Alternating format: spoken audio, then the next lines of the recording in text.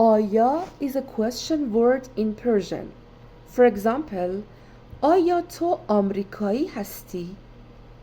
آیا تو روس هستی؟ آیا تو ایرانی هستی؟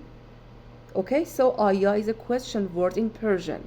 Okay, but in spoken Persian you can remove آیا, and only by raising the intonation you can ask a question. تو ایرانی هستی؟ تو آمریکایی هستی؟ تو روس هستی؟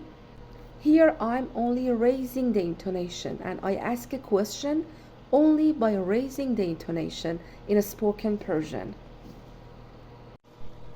Look at this sentence. تو ایرانی هستی. In this sentence, I don't raise the intonation. But if I raise the intonation, تو ایرانی هستی؟ تو روس هستی؟